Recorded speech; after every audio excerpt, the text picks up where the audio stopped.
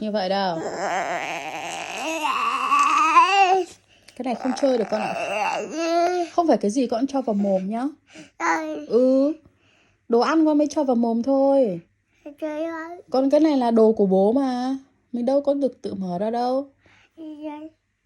Ừ. Ở trong đấy mà, nhưng mà là đồ của bố để bố dùng nhá. Ừ. Con xem xong con cất đi thôi. Ừ, con xem xong con cất đi thôi. Ừ, con cất đi nhá, con cầm con cất đi nhá. Không mở ra nữa nhá. Ừ. Đây. Cất đi. Đúng rồi. Hiểu chuyện nào. Ừ.